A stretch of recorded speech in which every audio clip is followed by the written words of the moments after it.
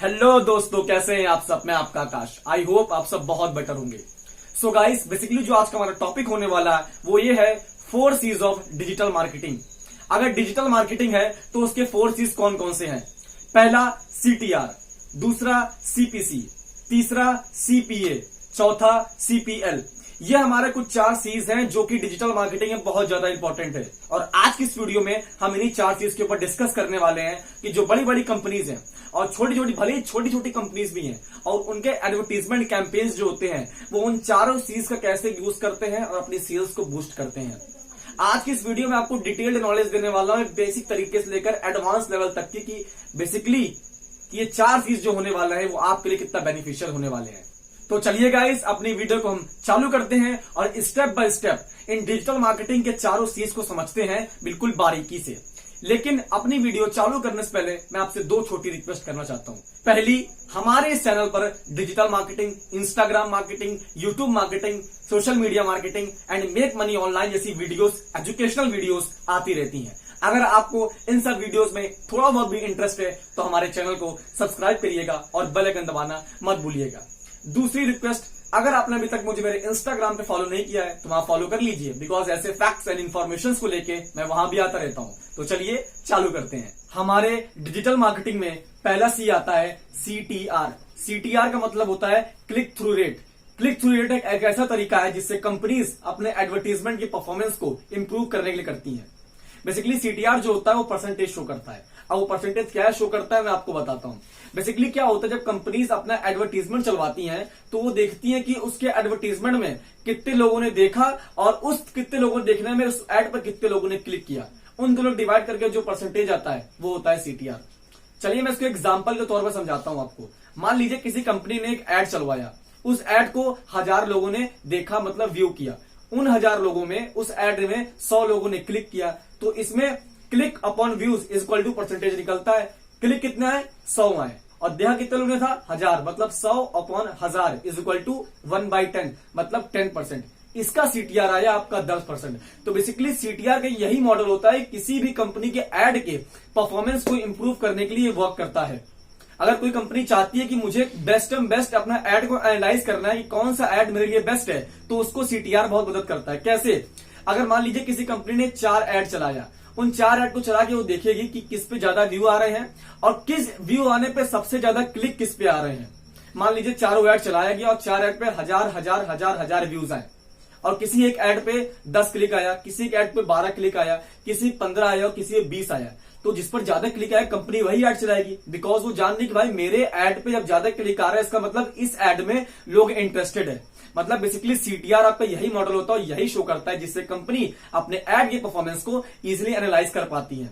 और अगर आप ब्लॉगर हैं, जैसे कि आप मेरी वीडियो देख रहे हैं, बहुत सारे ऐसे बंदे होंगे जो कि ब्लॉगिंग करते हैं, ब्लॉगर हैं, वो बहुत अच्छे तरीके से जानते हैं कि CTR क्या होता है, बिकॉज उनके ब्लॉग पर जो एड चलता है उसकी लाइफ को जो तय करता है वो CTR ही होता है।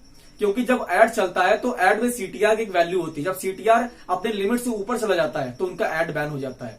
अगर CTR अपने लिमिट से अंडर में रहता है तो उनका एड अच्छे तरीके से स्मूथली चलता रहता है और वो अर्निंग करते रहते हैं। तो ब्लॉगर्स का बेसिकली बहुत, एक बोले तो एक बहुत ही अच्छी चीज भी है और साथ ही साथ CTR बहुत खतरनाक चीज भी है उनके लिए। अगर हम अपने CTR के बेनिफिट के बारे में बात करें तो इसमें सबसे बड़ा बेनिफिट हमारा आता है कॉल टू एक्शन। मतलब इसमें कंपनीज आराम से एनालाइज कर पाएंगे कि हमारा कौन सा कॉल टू एक्शन ज्यादा चल रहा है। मतलब जो कैप्शन लिखे होते हैं, जो आप एड चलाते हो उस एड पे जो कैप्शन लिखते हो जिससे लोग समझते हैं कि हाँ भाई ये एड इस प्रकार का है, उसको इंप्रूव करने के लिए। जैसा कि मैंने बताया था, कोई कंपनी अगर 4 एड चलाती है तो जाहिर सी बात है चारों एड में कैप्शन अलग अलग करेगी, और जिस कैप्शन पे ज्यादा व्यूज आएंगे, ज्यादा क्लिक्स आएंगे, इस तरह कंपनी समझ जाए कि भाई ये एड मेरे लिए बहुत बढ़िया है और ये एड फ्यूचर में मेरे लिए बहुत बढ़िया होने वाला है, तो क्यों ना फ्यूचर में भी मैं इस तरह का एड बनाऊं। तो CTR का सबसे बड़ा बेनिफिट ये होता है कि जो एड चलता है उसमें ये शो कर देता है कि कौन सा एड या कौन सा कॉल टू एक्शन या कौन सी कॉपी ऑफ एक्शन आपकी बेटर होने वाली है आपके एड परफॉर्मेंस की। अब हमारा दूसरा C आता है CPC, मतलब cost per click. Cost per click एक तरह का पेमेंट ऑप्शन है जो कि पब्लिशर को प्रोवाइड किया जाता है सिर्फ उनके एड पे क्लिक करने से। मान लीजिए किसी कंपनी ने कहा कि मुझे अपने एड चलवाना है किसी वेबसाइट पर या किसी ब्लॉग पर, तो उन्होंने अपना एड चलवा दिया CPC के अकॉर्डिंग। मतलब वो पैसा तब पे करेंगे जब उनके एड पर क्लिक आएगा। अगर उनके एड पर क्लिक नहीं आएगा तो पैसा नहीं पे करेंगे। इसमें सीधा सा मतलब ये होता है। इसमें क्या होता है, बहुत सी एड कंपनीज होती हैं जो कि वेबसाइट पर या फिर ब्लॉग पर जो कि एक पब्लिशर होता है उनके ऊपर एड चलवाती हैं। और जब एड चलवाती हैं और उस एड पर किसी बाहरी कस्टमर ने आके क्लिक किया तो क्लिक करने के बाद उस पब्लिशर को कुछ पैसा मिलता है और एड कंपनी कुछ पैसा वो भी रखती है। तो बेसिकली सीपीसी इस तरह वर्क करता है। अगर हम सीपीसी के बारे में डीपली जानना चाहें तो बेसिकली सीपीसी हमारा एक ऑनलाइन मार्केटिंग फॉर्मूला होता है जिससे हम बैनर एड्स के प्राइस को तय करते हैं। जब आप कोई वेबसाइट खोलते हो या फिर कोई ब्लॉग खोलते हो तो वहां पर देखते हो एड्स आता है, तो बेसिकली उन एड की क्या प्राइसिंग होने वाली है, उस प्राइसिंग में पब्लिशर कितना पैसा मिलेगा और एड कंपनी कितना पैसा रखेगी, ये डिसाइड किया जाता है सीपीसी के माध्यम से। अब ये किस तरह होता है, मान लीजिए कोई एक ऐसा कीवर्ड है जिस कीवर्ड पे ट्रैफिक बहुत आता है, मतलब विजिटर्स बहुत आते हैं और हो सकता है वहां से बहुत सारी सेल्स भी आ जाए। तो किसी 4 कंपनी ने देखा कि भाई ये ऐसा कीवर्ड है जिस पर सेल बहुत आती है, तो उन चारों कंपनी ने क्या प्लान किया कि भाई मैं इस कीवर्ड पर अपना एड चलवाऊंगा। तो पहली कंपनी ने कहा कि ठीक है भाई, मैं एक यूजर के लिए यहां पर 10 रुपए देने को तैयार हूं। दूसरी कंपनी आई, उसने कहा भैया मैं यहां पर एक यूजर के लिए 12 रुपए देने को तैयार हूं। यहां पर तीसरी कंपनी आती, वो कहती भैया हम एक यूजर के लिए 15 रुपए देने को तैयार हैं। और उसी के साथ चौथी कंपनी आती है बाद में, कहती है कि मैं 20 रुपए देने को तैयार हूं एक यूजर का। अब गूगल को क्या लगा, भाई जाहिर सी बात है ये तो एल्गोरिथम है, उसको जहां से ज्यादा पैसा मिलेगा वो उसको टॉप पर लाएगा। तो गूगल ने क्या देखा कि भाई ये एक ऐसा कीवर्ड है जिस पर ज्यादा पैसा लग रहा है, मतलब जो कंपनीज है, जो बड़ी बड़ी कंपनीज है, छोटी छोटी कंपनीज भी हैं, वो इस कीवर्ड पर अच्छा खासा पैसा कर रही है, मतलब ये कीवर्ड की वैल्यू बहुत है। अगर ये कीवर्ड पर हम ऐड चलाएंगे तो इसमें पब्लिशर भी ज्यादा पैसा कमाएंगे और साथ ही साथ हम भी पैसा कमाएंगे। इससे क्या हुआ, उस ऐड की वैल्यू बढ़ गई, मतलब सीपीसी कॉस्ट पर क्लिक बढ़ गया। अगर कोई बंदा उस पर क्लिक करेगा तो वो कंपनी 20 रुपए पे करेगी एक क्लिक पर। इसे हम लोग कहते हैं सीपीसी। सीपीसी बेसिकली यही मॉडल होता है कि ये डिसाइड करता है कि कौन से कीवर्ड की क्या प्राइसिंग होने वाली है। और उधर ही मान लीजिए कि वो ऐसा कीवर्ड है जिस पर विजिटर कमाते हैं, सेल्स कमाती है, और वहां पर कौन पैसा लगाएगा, बहुत कम लोग पैसा लगाएंगे। मान लीजिए एक कंपनी ने पैसा लगाया और उस एक कंपनी ने गूगल को कहा कि हम सिर्फ एक यूजर पे आपको 2 रुपए देंगे, तो गूगल मान भी जाएगा कि हाँ ठीक है तुम 2 रुपए दो, ऐड चलवाओ, कोई दिक्कत नहीं है। उस पर क्या होगा, पब्लिशरों को थोड़ा बहुत पैसा मिलेगा और थोड़ा बहुत गूगल को मिलेगा। तो बेसिकली यही मॉडल होता है हमारा सीपीसी को समझने का। सीपीसी हमारा बेसिकली यही करता है काम कि वो किसी भी कीवर्ड के प्राइस को हाई भी कर सकता है और किसी कीवर्ड के प्राइस को लो भी कर सकता है। अगर हम सीपीसी के बेनिफिट के बारे में बात करें तो ये बेसिकली फाइनेंशियल सक्सेस को ग्रो करने में दिखाती है कि ऐसी कौन कौन सी कंपनी है जो कि मार्केटिंग में अपना ज्यादा पैसा खर्च कर रही है, ऐसे कौन कौन से कीवर्ड्स है जिस पर ज्यादा पैसा लगने वाला है कि ये कीवर्ड बहुत ही वैल्यूएबल होने वाले हैं हमारे लिए और साथ ही साथ जो पैसा लगा रहा है उसके लिए। तो पहली चीज सीपीसी हमारा कीवर्ड की वैल्यू डिसाइड कर देता है। इसी के साथ साथ सीपीसी एक बहुत अच्छी चीज ये भी करता है कि वो रिटर्न ऑफ इन्वेस्टमेंट ला कर दिखाता है जो कंपनी एड चलाती है। कैसे, मान लीजिए किसी कंपनी ने 20,000 रुपए का एड चलवाया, ठीक है, उसने कहा कि हम एक यूजर क्लिक पे 200 रुपए पे करेंगे और मतलब और हमको 1000 लोगों तक ऐड दिखाओ। तो गूगल ने कहा कि ठीक है भैया हम दिखा देंगे, हमें क्या है, कोई दिक्कत नहीं है।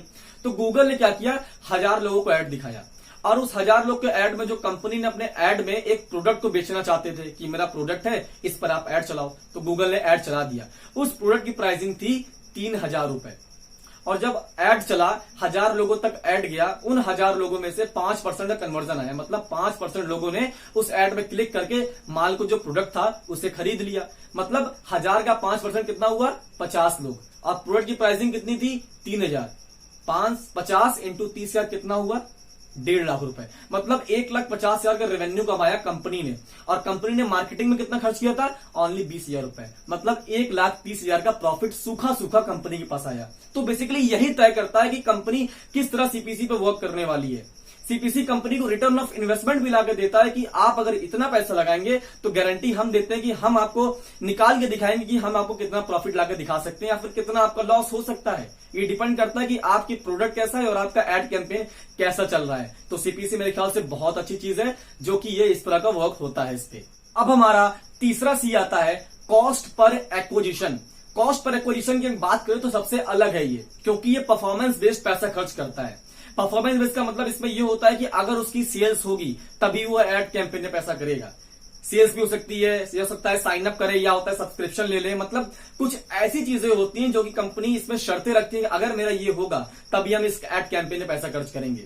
ये एड कैंपेन ज्यादातर चलाया जाता है एफिलिएट मार्केटिंग की फील्ड में, क्योंकि एफिलिएट मार्केटिंग मोटिव ये होता है किस तरह सेल करके लोग कमीशन कमाएं। तो बेसिकली जो एफिलिएट मार्केटिंग करते हैं वो सीपीए मतलब कॉस्ट पर एक्विजिशन के हिसाब से पैसा खर्च करते हैं। अगर मैं एग्जांपल के तौर पर समझाऊं, मान लीजिए किसी कंपनी ने कहा कि मेरा एक सब प्रोडक्ट है और मैं उसका इस टाइप का एड चलाना चाहता हूं कि जब एड चलेगा और एड के द्वारा जब सेल आएगी तभी मैं उस एड को पैसा पे करूंगा।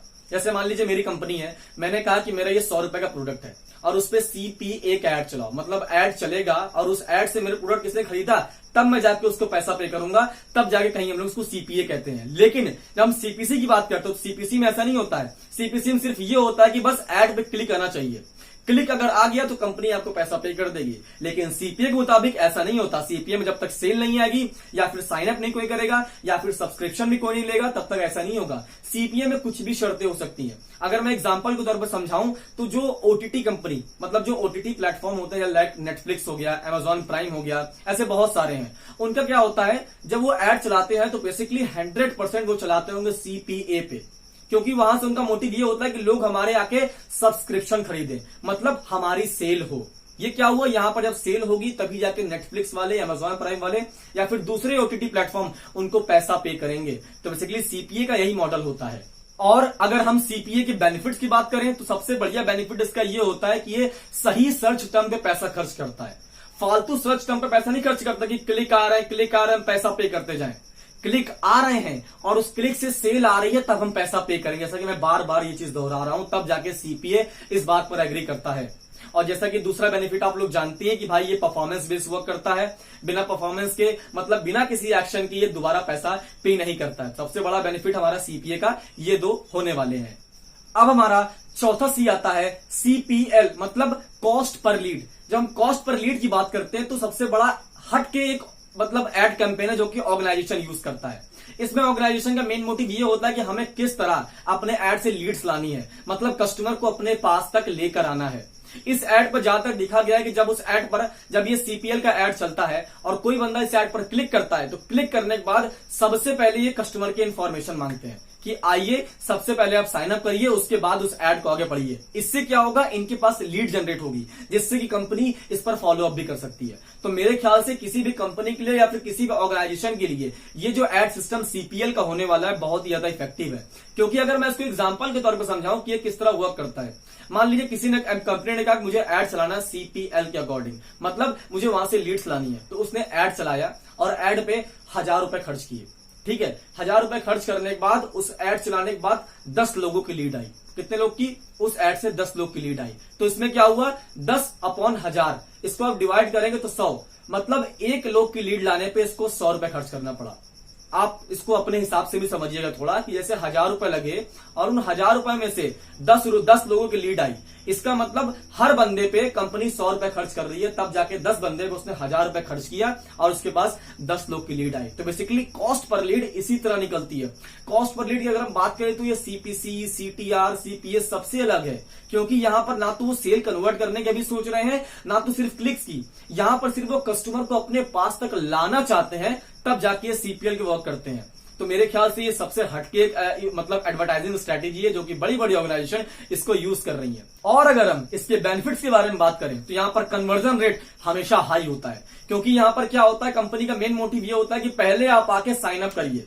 तो बंदा बहुत इंटरेस्टेड होता है कि भाई आगे क्या होने वाला है, इसलिए वो तुरंत साइन अप करता है। जिससे क्या होता है, कंपनी के पास कस्टमर का डेटा आता है। जब डेटा आता है तो कंपनी उस पर फॉलो अप करती है और फॉलो अप करने में बहुत ज्यादा चांसेस होता है कि आपके सेल्स वहां से कन्वर्ट हो जाए।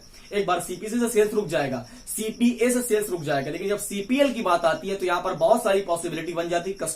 कस्टमर सीधे सेलर से कांटेक्ट करता है और सीधे वहां पर सेल कन्वर्ट होने के चांसेस बहुत ज्यादा हाई हो जाते हैं। सो गाइस, ये हमारे कुछ डिजिटल मार्केटिंग के 4 चीज थे जो कि आपको समझना बहुत जरूरी था, बिकॉज आज के समय में ये 4 टर्म ऐसे हो गए जो कि हर बंदा यूज कर रहा है और हर बंदे इससे अच्छा खासा रेवेन्यू जनरेट कर रहे हैं किसी कंपनी के वर्क को करने के लिए।